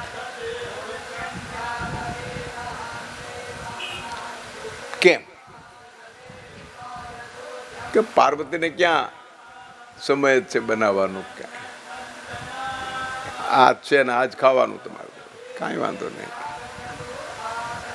એવું નથી. ઋતુના સંદર્ભમાં, વાતાવરણના સંદર્ભમાં છે એવું પણ નથી. પણ સાધના રત હોય, સાધનામાં તમે રત હો, મંત્ર સાધનામાં, દેવી સાધનામાં, ત્યારે આ પ્રકારનો આહાર તમારી મંત્ર શક્તિની દ્રઢતાને દ્વિગુણિત કરે છે. આને સૂકો આહાર કીધો છે. આહાર, સૂકો આહાર એમ કીધું. ફળને પણ એને સૂકામાં ગણી લીધું છે. કાચું દૂધ પણ એ સૂકા આહારમાં ગણી લીધું છે. કૈલાસ સંહિતાના 5મા અંગમાં પછી કૈલાસ કોના માટે વધારે આવશ્યક છે? કોણ કૈલાસમાં જવા માટે લાયક? તો આપણે બધા છીએ, પણ કોણે જવું જરૂરી, રહેવું જરૂરી? સંન્યાસી, જેને સંન્યસ્ત દીક્ષા ગ્રહણ કરી છે, એને કૈલાસ યાત્રા, કૈલાસમાં રહી શકાય થોડું તો રહેવું. પછી એની સાથે એના બધા મંત્રોય કીધા છે. કેવી રીતે મંત્ર દીક્ષા ગ્રહણ કરીને જાવું, એનું નિધન થાય તો કઈ રીતે એની અંતિમ ક્રિયા કરવી, શંખા ઢોળ ક્રિયા એવું કીધું છે. એટલે શંખથી જ બધી, પણ એ ઉત્તર ક્રિયા જ છે. શું કીધું છે? સંન્યાસીઓએ ધારણ કરવાના વ્રત, સંન્યાસીએ દીક્ષિત થવાના મંત્રો અને સંન્યાસીની અંતિમ વિધિ, એની એખેણે બહુ જ વિગતે વાત કીધું છે. કૈલાસની યાત્રા વખતે સંન્યાસી પછી કે છે કે કૈલાસની યાત્રા વખતે અલ્પ નિદ્રા લેવી, બને એટલી ઓછી નિદ્રા લેવી. શિવનો વિહાર અખંડ છે. એ કાંઈ એમ નથી કે હાલો હવે 12 વાગ્યા આપણે સુઈ જઈએ કેવું કહે છે. નિત્ય જાગ્રત.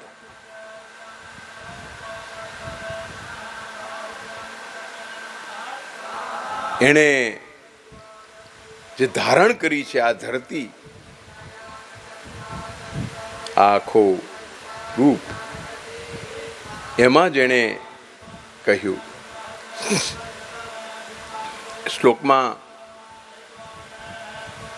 પુષ્પદંત આચાર્યે પણ નિરૂપ્યું છે. કઈ રીતે, શા માટે, એ કારણ સહિત કીધું છે. શિવનો સાક્ષાત્કાર ઊંઘમાં નથી થતો, જાગૃત અવસ્થામાં થાય છે અથવા તુરીય અવસ્થામાં થાય છે. એટલે ઝોકા બોકા આવે એનો વાંધો નહીં, પણ હું નહીં. તુરીય અવસ્થા, નિદ્રા પણ નથી, જાગરણ પણ નથી. એમ જાગરણનો મહિમા વિશેષ કીધો છે મૂળ રીતે તો.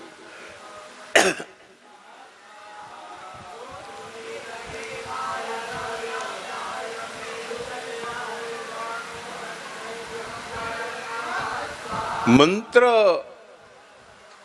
ઉચ્ચારની જ વાત આવી, પૂજનની કાંઈ વાત જ ન આવી. ત્યાં પૂજન કરવા માટેનું કોઈ સ્થાન જ નથી.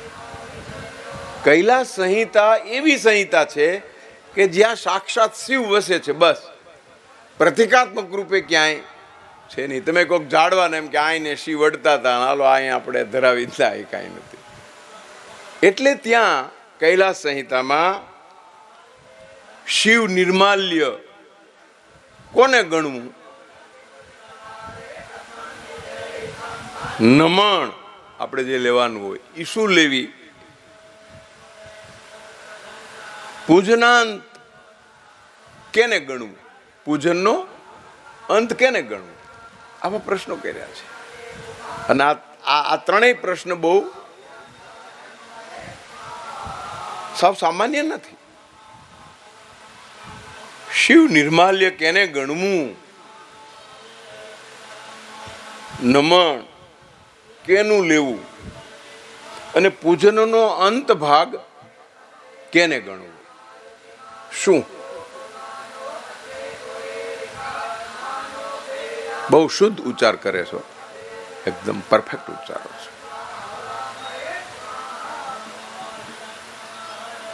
પુરુષ સૂક્ત આવશે હવે.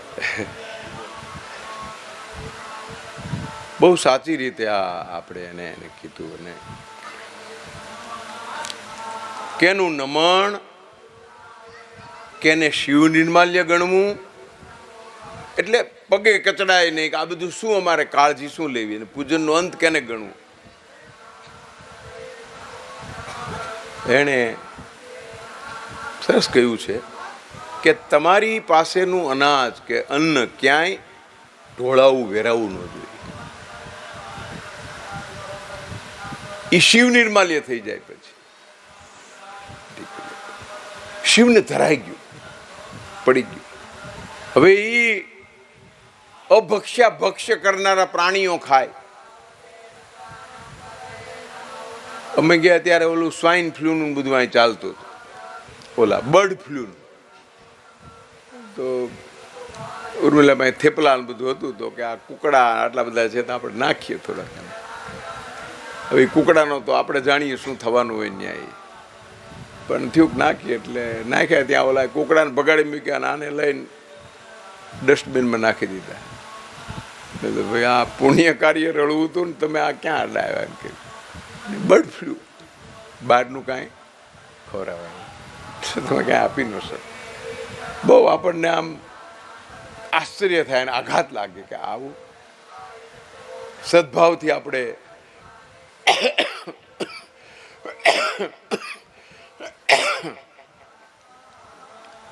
અમારા એક સાથી યાત્રીએ કૈલાસમાં એક મહિલા અશક્ત, ત્યાંની તિબેટિયન, એની ભાષામાં બોલતી હતી, એને આપો કાંઈક ને. એટલે અમારા મિત્રે શીરો આપણે મોઢામાં ભરી દીધો. મેં ચાલે આટલો બધો ભરા હાથમાં આપો, મને કે તો એ કંઈક બોલે ને આપણને આશીર્વાદ આપે. એની આંતરડી આશીર્વાદ આપી મારે લેવા છે. એટલે પણ મેં કીધું આ મુંજાઈ ક્યાંક મરી જાય, કાંઈ નહોતા, હમણાં ગળી જશે, જોઈજો તો મને કે દાંત બાત કાંઈ છે નહીં, માડી નાખે. આહા, આશીર્વાદ આપવા ઈચ્છતી વ્યક્તિને તમે અન્નપૂર્ણા અર્પણ કરીને પછી કહા છે, અને એના મોઢા ઉપર જે ભાવ આપણે, તમે આ સારું જાજુ પુણ્ય મેળવવાનું સારું આ ગોતી કાઢ્યું મેં, તમે ખરા છો ભાઈ. મને કે ના ના એમ નહીં, પણ હવે એ આપણે એને આભાર એનો ક્યાં સાંભળવો હોય. તો શિવ નિર્માલ્ય તમારા ઉપયોગની ખાદ્ય સામગ્રી નીચે ન પડે એની કાળજી રાખવા, અને શિવ નિર્માલ્યની આ સ્થિતિ થાય. નમણમાં એમ કીધું કે માનસ સરોવરનું જળ એ ઈશ્વરનું નમણ છે, માર્જન કરવાનું, સાથે રાખવાનું. કૈલાસની ભભૂતિ લ્યો એમ નથી કીધું, પરિક્રમા પથની ધોળ લ્યો એમ નથી કીધું. માનસ સરોવરનું જળ એ નમણ છે. બિલીપત્રને પુષ્પને માનસ સરોવરમાં બોળીને રાખી પણ શકો પૂજનમાં. છબીને પણ માનસ સરોવરનું માર્જન કરાવી શકો, વસ્ત્રોને. ત્રીજો બહુ મહત્વનો પ્રશ્ન કે પૂજનાંત આરાર્તિક હોય તો ક્યારે શું? આમાં તો કાંઈ છે જ નહીં. બહુ કૈલાસ સંહિતામાં આમ કશું નથી, પણ બધા વિધાન છે એ આપણી સમજને, આપણી શ્રદ્ધાને, આપણી ભાવનાને દ્રઢ કરનારા છે. એટલે એનો મહિમા અપાર છે. કોઈ મંત્ર જાપના ચંડીપાઠમાં પ્રારંભે કીધું કે આ બીજ મંત્રના આ રીતે બોલવું, આ રીતે કહેવું નહીં.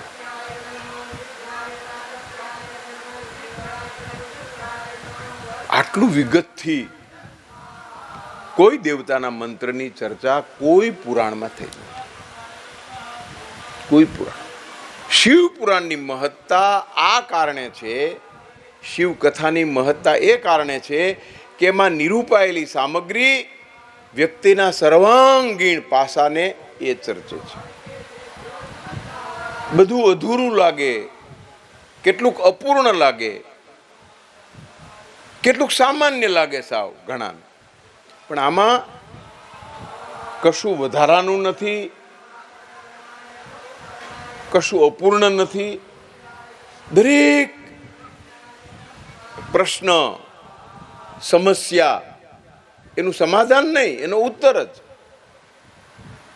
એટલે આરાર્તિક નથી તો પૂજન પૂર્ણ થયું કેને માનવું? કઈ બાબતથી એમ માનવું કે હવે પૂજન પૂર્ણ થયું છે? કાંક મૂર્તિ નથી, કાંઈ આરતી નથી, મંત્ર જાપ જ છે, માર્જિન છે. સરસ કીધું કે તમારે સંકલ્પ કરવો કે આટલા મંત્રો કરીશ, તમારે સંકલ્પ કરવો કે આટલું સમય કરીશ, એ થાય એટલે તમારું પૂજન પૂર્ણ. શું વાત કરે છે શિવ પુરાણ! આવા બધા કારણથી કૈલાસ સંહિતાની એક મોટી બાબત આપણી સમક્ષ પ્રસ્તુત કરે છે.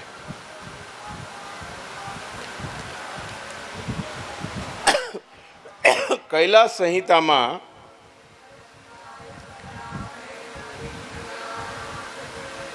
બીજી એક બહુ જ વિગત પ્રચુર, કુમાર સંહિતામાં નથી, સ્કંદ પુરાણમાં પણ નથી. હકીકતે કાર્તિકના બે મહત્વના આધાર ગ્રંથો, સ્કંદ પુરાણ અને શિવ પુરાણનું કુમારખંડ, એમાં બધું કાર્તિકેયનું આવી જ જાય. પણ અહીંયા વામદેવ કૈલાસમાં આવે છે અને કાર્તિક સાથે સત્સંગ કરે છે અને ચર્ચા થાય છે. એના 6 અધ્યાય કાર્તિક ચરિત્રમાં આવ્યા. એટલે કાર્તિક કૈલાસમાં રહ્યા છે, શાસ્ત્ર ચર્ચા કરી છે અને શાસ્ત્રના ચર્ચામાં ઉત્તરો પણ આપ્યા છે. એટલે વામદેવ દ્વારા જે રીતે મહામુનિ મનુના સમયના આપ્યા છે શત્રુપરાણ, એટલે એનો સમયાવધિ એ જ છે. એની સાથે થયેલી ચર્ચા અને કાર્તિકાયને સંવાદ છે, એને પૃચ્છા કરે છે. શું પ્રશ્ન કર્યો કે તમે આ પ્રણવનો અર્થ આમાં સમજાવ્યો, જાણ્યો મેં,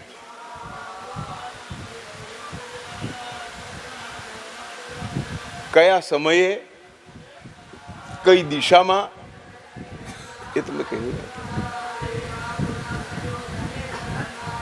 એટલે વામદેવ પછી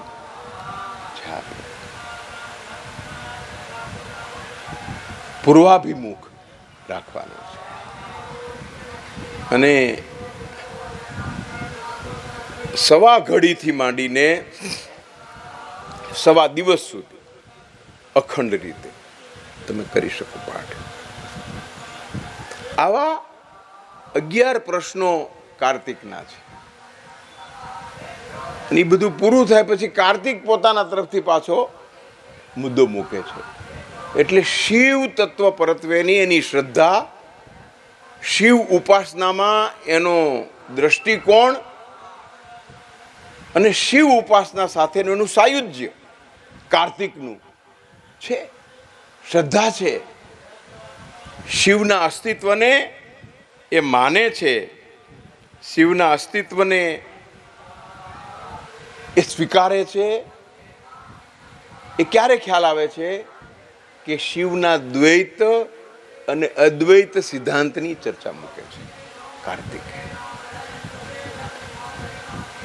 આ શું છે દ્વૈત? સાક્ષાત અદ્વૈત એ અંગે શિવના તર્ક, શિવના વિચારો કેમ અપનાવ્યા નથી, એની કેમ ચર્ચા થતી નથી? એ શું અપૂર્ણ લાગ્યા છે?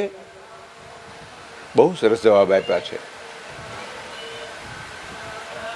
શું કહે છે કે દાર્શનિક પક્ષ છે આખો, અને દાર્શનિક પક્ષ શિવ પૂજનના સંદર્ભે અમારી ચર્ચાનો ભાગ બન્યો નથી. અમે એના પરત્વે બહુ ઉદ્યુક્ત પણ થયા નથી. આ કારણથી અમે એના કાળ ભૈરવનું ત્યાં આગમન થયેલું છે. બટુક ભૈરવ, 2 ભૈરવ છે, કાળ ભૈરવ અને બટુક ભૈરવ. કાર્તિક પૂછે છે કોણ છો? અમને શિવે પ્રગટાવ્યા છે અમુક કામ માટે. કે આ તો કાળ ભૈરવ, તમને હું આને પૂછું છું બટુક ભૈરવ. તો કે હું બટુક રૂપે શુદ્ધ ભૈરવ છું, શુદ્ધ ભૈરવ છું. મારે ક્યાંય ઉપાસનામાં કે ક્યાંય જવાનું નથી. પણ શિવે મારો સ્વીકાર કર્યો છે. કાળ ભૈરવને તો આગળ જ રાખ્યો છે મંદિરમાં. સાચું વસ્તુ વિધાન એ છે કે જતા જ કાળ ભૈરવ આવે.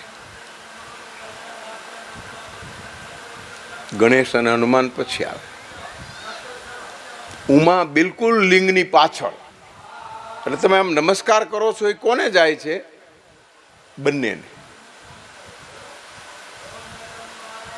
એ શિવની અપેક્ષા હતી ક્યાંય પાસે નહીં શિવલિંગમાં, પણ બિલકુલ મારી પાછળ હોય. અને કોઈ એવું સ્થાન મેં જોયું નથી જ્યાં પાર્વતીનું શંકરની પીઠ પાછળ અસ્તિત્વ ન હોય.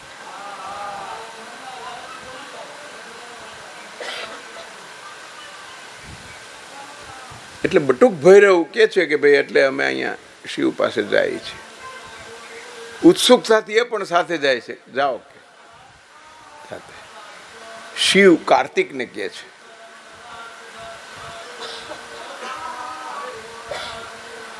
કાળ ભૈરવની આવશ્યકતા ઊભી થઈ હતી મસ્તક છેદનના સમય, એટલે બરોબર છે. પણ આ બટુક ભૈરવ એ મારા સંતાનનું રૂપ છે. મને કોઈ મોહ નહોતો સંતાનનો. તારકાસુરના વધ માટે તારી આવશ્યકતા ઊભી થઈ.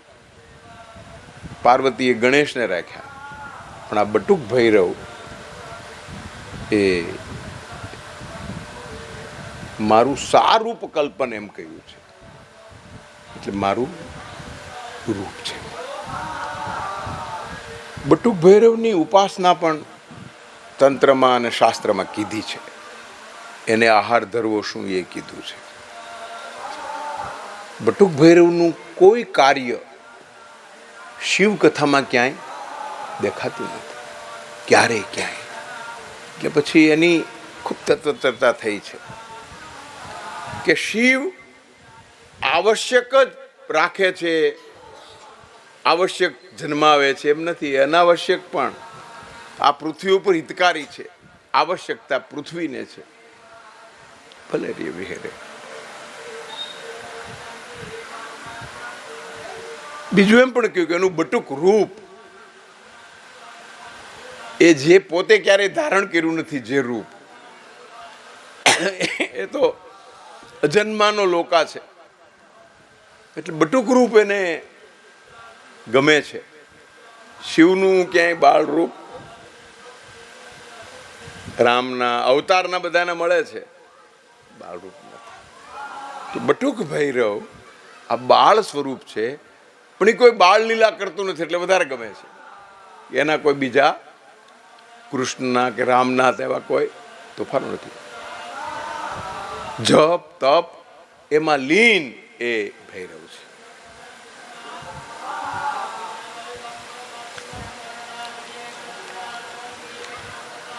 તો કાર્તિકેય અને વામદેવ સંવાદ, કૈલાસમાં કાર્તિકેયની ભૂમિકા, એ કથા પણ છે.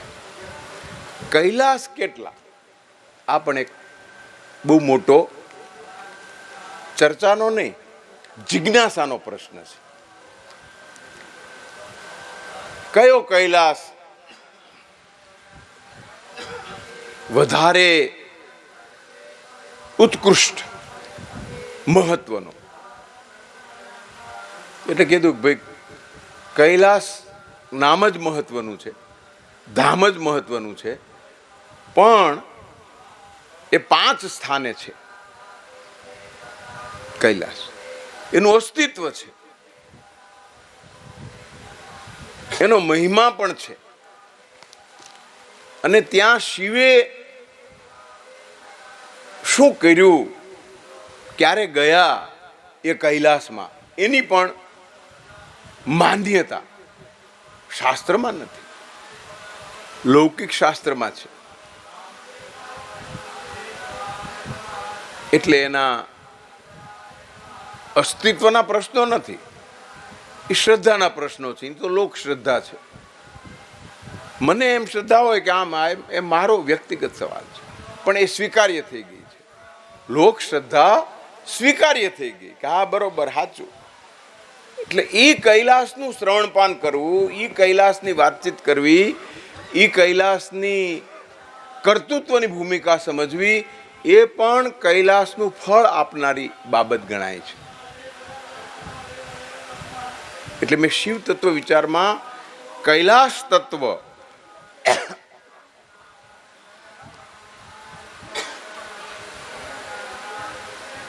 કૈલાસ મૂળ અને કૈલાસ ગૌણ એમ પણ આપણે કહી શકીએ કે આ મૂળ છે, જેની ચર્ચા થઈ છે, જેની વાત થઈ છે, અને આ ગૌણ છે. સૌથી પહેલો જે કૈલાસ ગણાયો છે એ મણિ મહેશ કૈલાસ, જ્યાં શિવનું ક્રીડા સ્થાન છે. શિવ ત્યાં રેમા છે, ખેલ્યા છે. એટલે શિવનું પ્રારંભનું સ્થળ મણિમહેશ કૈલાસ છે.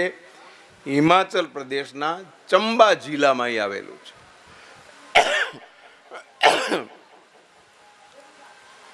પછી આ માનસ સરોવર કૈલાસનું મહત્વ છે.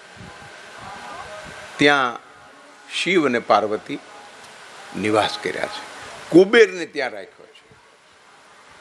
દેવતાઓ બધા કોઈ આવે તેના માટે બધી વ્યવસ્થા છે. એટલે માનસ સરોવર કૈલાસ, અને એ તિબેટમાં ચીનની સરહદે એટલે કે અધિગૃહિત એ આખો વિસ્તાર છે. પણ ત્યાં મંજૂરી, સંમતિ ને બધું મળતું હોય છે, ને આપણે જઈ શકીએ છીએ. એ આપણા રાષ્ટ્રનો ભાગ નથી, છતાં ત્રીજો આદિ કૈલાસ, ઓમ પર્વત એમ પણ કહ્યું છે. પણ એ આદિ કૈલાસ છે, પણ એને ક્રમ ત્રીજો આપ્યો છે. પણ એ સતીનું લગ્ન સ્થળ છે એમ કે છે. સતીના પાર્વતી પૂર્વેના જે લગ્ન છે એ ત્યાં છે, અને એ તપોભૂમિ પણ એની ગણાય છે. અને એ ઉત્તરાખંડમાં પિથોરાગઢમાં એ જિલ્લામાં આવેલું છે. તિબેટની સરહદે માનસ સરોવર કૈલાસ, હિમાચલ પ્રદેશના ચંબા જિલ્લામાં મણિમહેશ કૈલાસ, અને આદિખંડમાં મેં કહ્યું ઓમકારેશ્વર. ચોથો ખંડ કૈલાસ છે. આ ખંડ કૈલાસમાં ભસ્માસુર ને વરદાન આપ્યું છે, અને ત્યાં એક પથ્થર પણ ફાડેલો એ દેખાય છે. એ ખંડ કૈલાસ છે, અને એ પણ હિમાચલ પ્રદેશમાં કુલ્લુ જિલ્લામાં આવેલો છે. પાંચમો કિન્નોર કૈલાસ છે. એકદમ સ્તંભ જેવો છે. ત્યાં અપ્સરા, ગાંધર્વ દ્વારા શિવને નિમંત્ર્યા છે, અને એની આગળ નૃત્ય કર્યું છે, દેવસભા થઈ છે, અને એ પણ હિમાચલ પ્રદેશના કિન્નોર નામના જિલ્લામાં આવ્યું છે. તો 5 કૈલાસ છે. મહત્વ ભલે માનસ સરોવર કૈલાસનું કરતા હોઈએ, પણ આ 4 કૈલાસ શિવની લીલાભૂમિ છે. અને શિવની લીલાભૂમિ હોય ને એનો મહિમા ઓછો નથી. એની યાત્રા પણ પ્રચલિત નથી એવું નથી, યાત્રા પણ થતી હોય છે. ક્યારે જવાય, કઈ રીતે જવાય, એના બધા સમાચારો પણ હોય છે. ધીરે ધીરે ધીરે શિવાભિમુખ, શિવ તત્વાભિમુખ બનતો સમાજ આ ચતુર કૈલાસ એક સિવાય બીજા 4 કૈલાસની પણ યાત્રા, દર્શન, જેમ પેલો માનસ સરોવર કૈલાસમાં ઉપર ચડી શકાતું નથી દૂરથી, એમ કિન્નોર કૈલાસનું એવું છે. બીજા કૈલાસ છે ત્યાં તમે જઈ શકો છો, રહી શકો છો, પૂજા વિધિ કરી શકો છો.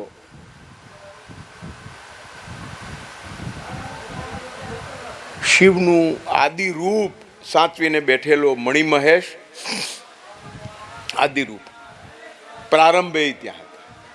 પછી એ માનસ સરોવર આવ્યા છે. પછી આપણે જાણીએ છીએ કે આદિ કૈલાસ, ખંડ કૈલાસ અને કિન્નોર કૈલાસ. 5 કૈલાસની મહત્તા, 5 કૈલાસનું સ્મરણ, 5 કૈલાસ પરત્વેની ભક્તિ આપણને શિવમાં અનુરક્ત રાખે છે, અને શિવની કૃપા આપણી ઉપર પ્રસાવે છે. જેમ લીલાભૂમિ માનસ સરોવર કૈલાસ છે, એમ આ ભૂમિ પણ શિવની લીલાભૂમિ ગણાય છે. અને લીલાભૂમિ ગણાઈ હોઈને એનો મહિમા પણ ઘણો છે. તાત્વિક રીતે શતરુદ્ર, કોટિરુદ્ર, ઉમા અને આ કૈલાસ, આ ચારેય સંહિતાઓ શિવના આંતર સત્વને, આંતર તત્વને ચર્ચે છે, આલોચે છે. એનું બાહ્ય તત્વ એ આખો રુદ્ર સંહિતાનો ભાગ બન્યો, જેના 5 ખંડ, એટલે લગ્ન થયા ને યુદ્ધ કર્યા. પણ આ જે છે રુદ્ર, કોટિરુદ્ર, ઉમા અને એમાં કોઈ કથા નથી. કથાનકો થોડા પંચચૂડાના આપણે જોયા એવા, પણ એ મહિમા આંતર તત્વનો છે. અને એટલે આખા શિવ તત્વ વિચારમાં આ 4 સંહિતાનું બહુ મૂલ્ય ગણાયું છે. એમાં નિહિતાર્થ બોધ, એમાં તત્વબોધ સવિશેષ છે. કારણ કે દ્રષ્ટાંત દ્વારા એ બોધ નથી કથાયો, મંત્ર દ્વારા, શ્લોક દ્વારા એ નિર્દેશાયો છે. એટલે શિવ તત્વ, તંત્ર એટલે માળખું અને મંત્ર એ આ ચારેય સંહિતામાં સવિશેષ હોઈને એમાં ની સમજણને તત્વરૂપે પામવી એ શિવને વધુ પ્રિય બનાવવા માટેની સોપાન શ્રેણી છે એમ કહેવાયું. તત્વવેત્તા પાછા જે પોતે કાર્ય કર્યું હોય, તત્વ ગોઈતું હોય, એનો મહિમા પણ કરે. અને મહિમામાં એમ કીધું કે ભાઈ આપણે આ બધું શિવ તરફ આપણી પ્રીતિ દ્રઢ થાય, શિવ તરફ આપણો પ્રેમ વધુ પ્રબળ બને, વધુ પ્રબળ, દ્રઢ અને વધારે સમજદારી વાળો બને. એ આશયથી આ તત્વ સમજવું આવશ્યક છે. બાકી શિવ રુદ્રના, શતરુદ્રના કથાના ભાગને સમજી લ્યો, એ સાંભળી લ્યો, એનો મહિમા કાંઈ ઓછો નથી. ન સાંભળવું એમ નથી કહેતા, તત્વ દ્રષ્ટાઓ એવું નથી કહેતા. સાંભળો, સમજો, પણ એને જાણવા માટે જ્ઞેયમ રૂપમ ઇત્થમ બોધમ, એમ જાણવા માટે એનો મહિમા, એમાંનું નિહિત તત્વ. એટલે આપણે જોતા ગયા બધા જ સોપાનમાં એક પછી એક, આ સંહિતામાં પણ એને આપણે પ્રમાણ્યું, એની સમજણ થોડી ઉતારી, આંશિક ઉતરી હોય એના પણ થોડા જ ખંડો આપણે લીધા છે. 8 જ આમ મુદ્દા છે એ જ લીધા, પણ એમાંના 8ને જ આપણે વિગતે ચર્ચા કે ભાઈ ઓમ શું, એકાક્ષર શું, શું કામ. એટલે તમને ખબર પડી ગઈ કે ક્યારે ઓમ કરવું, ક્યારે નમઃ શિવાય, અને ક્યારે હવે આ જાણીને કરો એનો મહિમા છે એમ કહી. આમ તો સહજ ને ભૂલથી થઈ જાય તો શિવ તો પ્રસન્ન જ થાય છે, અને એવા ભક્તોના દૃષ્ટાંતો પણ આપ્યા. પણ એ દૃષ્ટાંતની કથાનું પણ એક પાછું તત્વ એમાંથી પ્રસ્ફુટિત થતું હતું. એટલે એ પણ આપણે આ દિવસોમાં જોયું. આટલા દિવસ સુધી આ ઊંડાણ, આ ગહન વિદ્વત ચર્ચા, આમ તો પંડિતોની, વિદ્વાનોની ચર્ચાનો ભાગ લગભગ ગણાય. પણ પંડિત અને વિદ્વાન કોણ? શંભુને ભજતા દરેક. એ પંડિત ન હોય કે વિદ્વાન ન હોય તો શંભુ તરફ આકર્ષાયો ન. આ જન્મના નહીં, ગત જન્મના, જન્મ જન્માંતરના પુણ્યના સંચયને કારણે આ ઉત્તરવાહિની નર્મદા વિસ્તાર એના બધા દેવાલયો, એ આ ભૂમિ નર્મદા પરિક્રમાવાસીઓના રજકણથી હું ઉઘાડા પગે આમ ચાલતો હતો. ગોકુળને ચિંતા થઈ જાય કે આ પંડિતજી ઉઘાડા પગે ચપ્પલ લઈ આવ્યો દોડી. હું ત્યાં પહેરવા જઈ શક્યો હોત. કોઈ થેરાપી ના ભાગરૂપે કરો છો? કેમ ગુરુજી ઉઘાડા પગે ચાલો છો? મનસુખભાઈ ચાલ્યા હોય, કોક નર્મદા પ્રેમીઓ આવ્યા હોય, ચાલ્યા હોય, એની રજ પડી હોય, એ આ પગને ચોંટી જાય તો આપણો ઉદ્ધાર થઈ જાય. કેટલું પુણ્ય મળે. કેટલા યાત્રીઓ આવ્યા. કાલ આવ્યા હતા 2 જણા બેઠા ખંખેરતા હતા. બધું વાહ વાહ, પોતાના થેલા માંથી બધું કાઢીને ખંખેરતા હતા. બધું રેતી. મનસુખભાઈ પણ ઉઘાડા પગે ખૂબ ફરતા હતા, વિહાર કરતા હતા.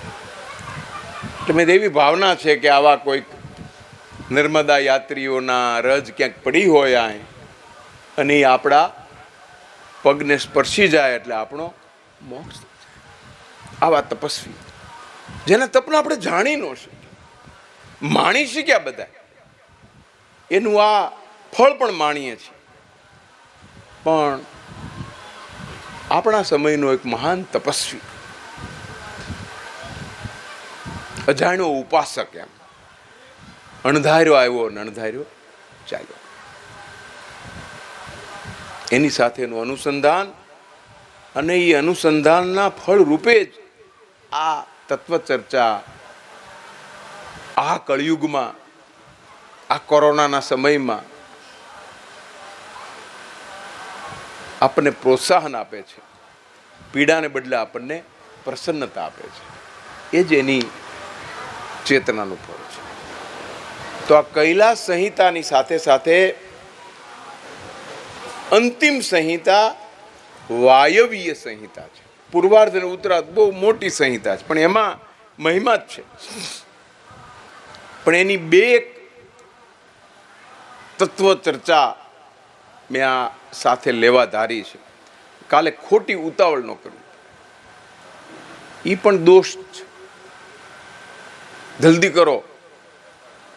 કાલે આનો મેસેજ આવ્યો, જલ્દી આવો. મેં કાંઈ નથી લૂંટાઈ જવાનું, આપણે જેમ ચાલો છો એમ જ ચલાવો.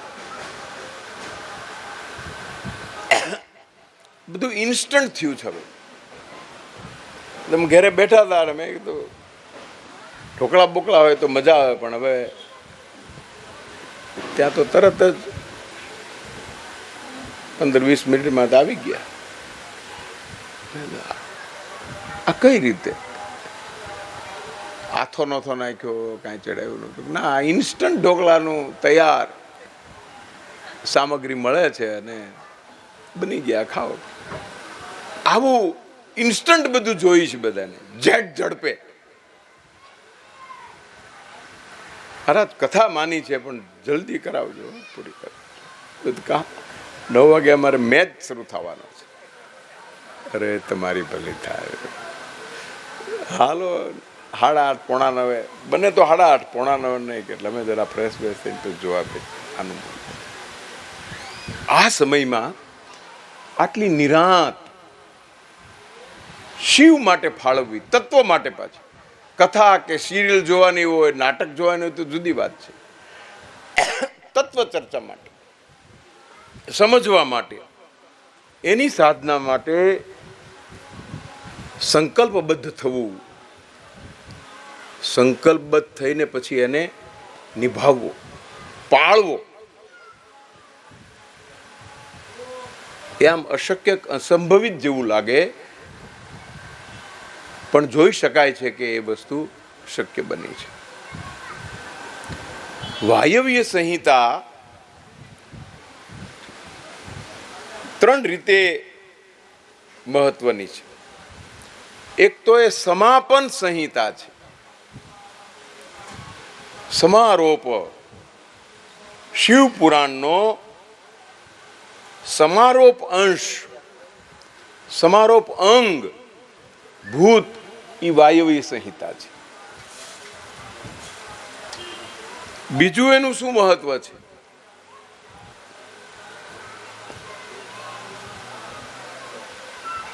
વાયવ્ય સંહિતા સમાપનનો છે, અંતિમ છે. એટલે શું? એમાં ઉપસંહારાત્મક સંદોહન પુરાણનું કહ્યું છે. એમ પણ કહ્યું કે વાયવ સંહિતાનો પાઠ કરવાથી શિવપુરાણનું ફળ મળી જાય. છેલ્લી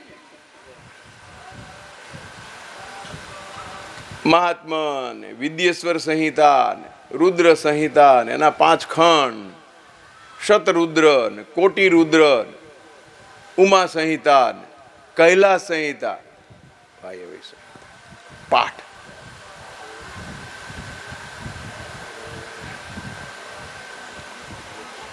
સમારોપ છે, ઉપસંહાર છે, છતાં પુનરાવર્તન લાગતું નથી.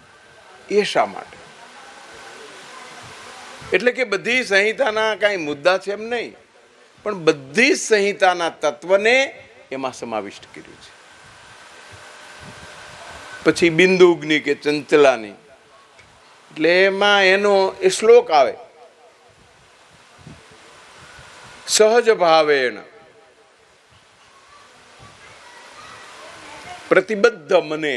મન કેવું તો કે પ્રતિબદ્ધ હોય અને શિવ પૂજનનું દર્શન,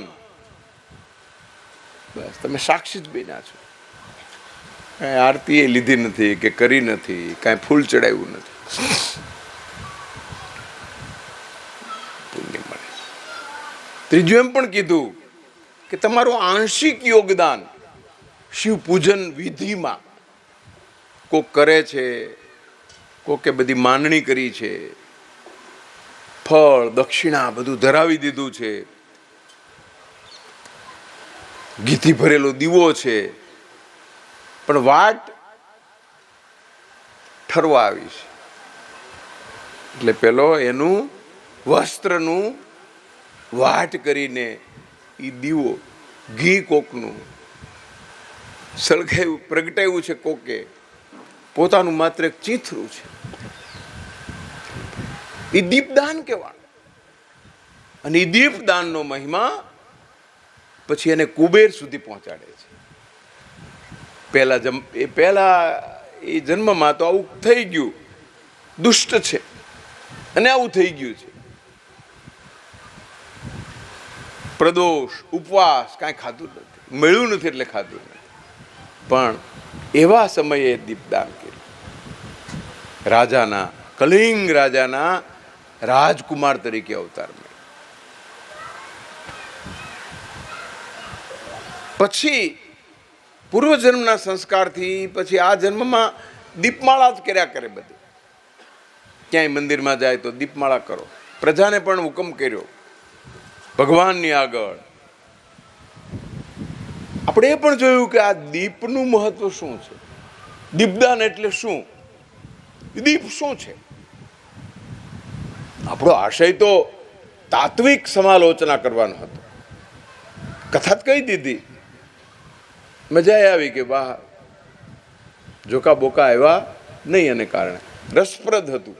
પણ પછી આપણે સુદીર્ઘ ચર્ચા ચલાવી કે દીપ શિવલિંગની સમક્ષ શા માટે, શિવાલયમાં શા માટે, શું છે.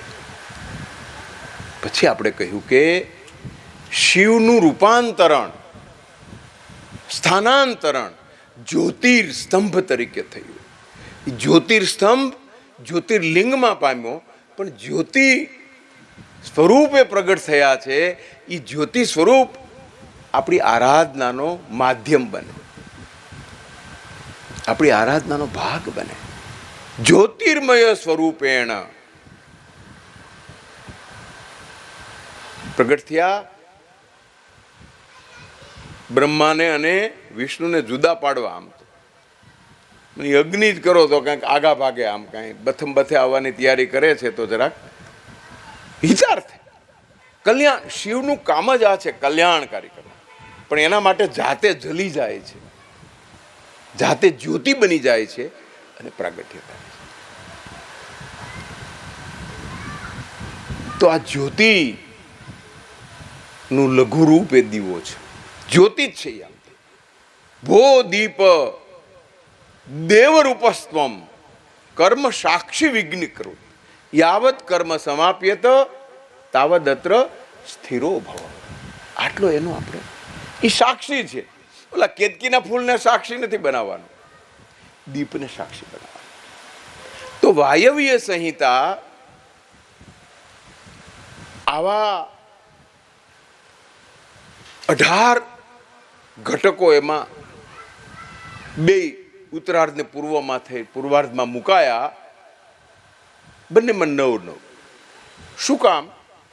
એટલે કે સારભૂત જે તત્વો છે શિવ કથાના, શિવ પુરાણના, શિવ તત્વના, એ આ છે. એની મહત્તા, એની ઉપાસના,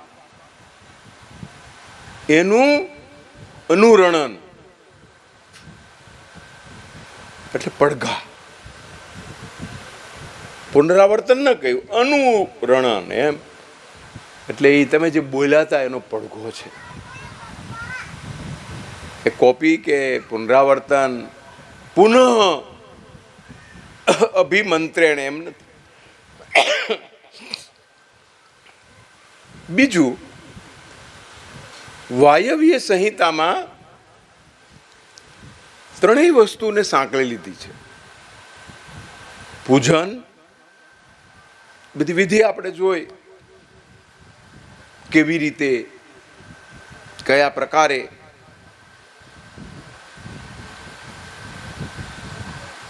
પૂજન વિધિ એની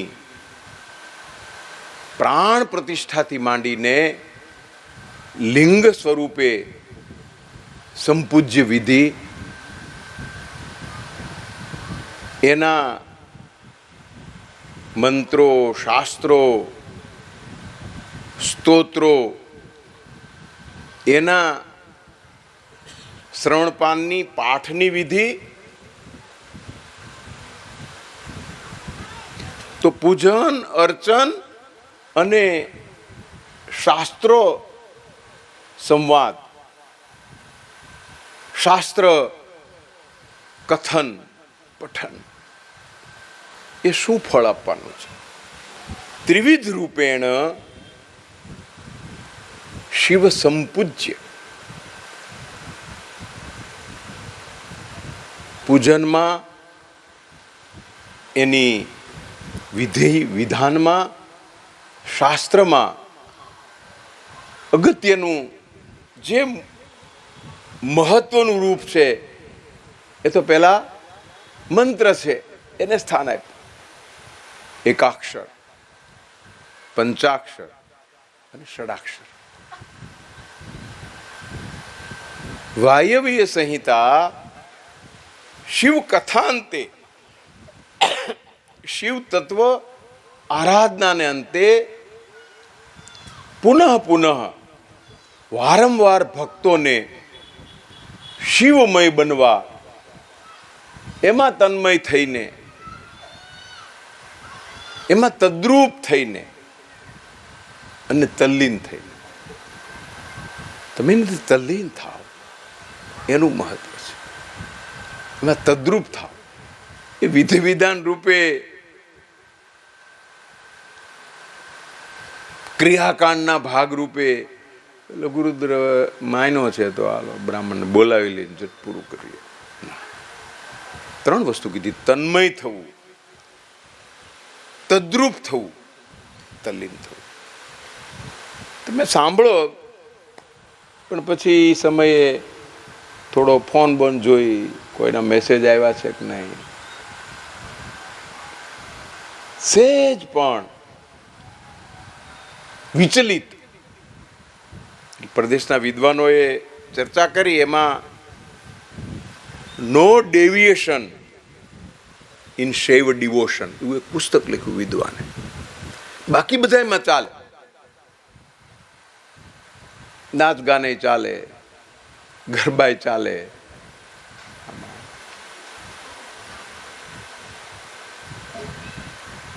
મેં આમ બેઠા હોય મિત્રો બધા પંડિતો સાથે, એટલે પૂછ્યું કે બધા આમ ભલે ગરબા બરબા બધા આવે પણ આમાં શિવમાં ક્યાંય લાવી શકાય એવું કાંઈ કોઈ એવી ઘટના નથી કે શૈવ કથાની અંદર તમે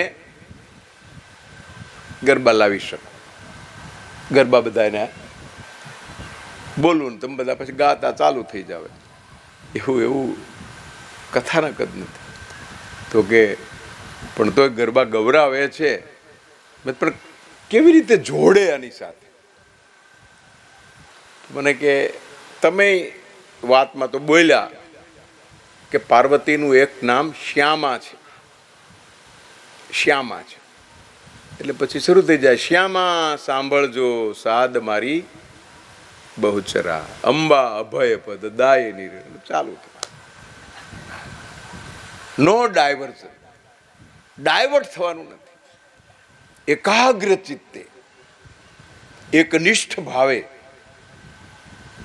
શિવની ભક્તિ, શિવનું આરાધન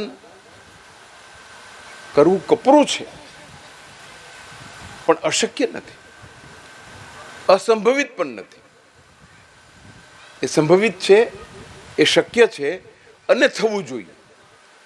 એ આપણી સંસ્કૃતિ, આપણી પરંપરા, એનું અનુસંધાન છે. તો વાયવ્ય સંહિતા એકાગ્ર ચિત્તે તદ્રુપ બનીને, તલ્લીન બનીને, તન્મય બનીને શિવો ભૂતવા શિવમ યજેત, એ આ મંત્ર છે. શિવ જેવા થઈને શિવને ભજો. અને કઈ ભૂમિકાએ પહોંચો છો? કે શિવોહમ, શિવોહમ. આ ભૂમિકાએ પહોંચી શકાય, પણ તમારું સમર્પણ શ્રવણમાં, પૂજનમાં કે અર્ચનમાં એ સંનિષ્ઠ હોવું જોઈએ. વાયવ્ય સંહિતા આવા બધા અર્થોને ઉજાગર કરતી હોય ને, આવા બધા ભાવોને ઉદ્ઘાટિત કરતી હોય ને, એનું પુનઃ સ્મરણ, એનું પુનઃ વિચરણ એ આપણને શિવમાં વધુ શ્રદ્ધાવાન, વધુ દ્રઢ મનોબળવાળા અને વધુ સમર્પણ ભાવવાળા બનાવનારી એ સંહિતા છે. એટલે એ સંહિતાનો થોડો ભાવ, એના થોડા અર્કરૂપ બિંદુની તત્વની વાત સાથે આપણે સવારથી આરંભાયેલો આપણો યજ્ઞ ઉમા સંહિતા, કૈલાસ સંહિતા અને આંશિક વાયવ્ય સંહિતા, એની 12 વિગતો આપની સમક્ષ કહેવા ધારી હતી. અને સમયની સીમામાં બદ્ધ રહીને મૂકી શકાય એની પ્રસન્નતા સાથે શિવ તત્વ વિમર્શને અહીંયા વિરામ આપીએ. ઓમ હર હર મહાદેવ હર. ઓમ હરયે નમઃ. ઓમ હરયે નમઃ. ઓમ હરયે નમો નમઃ.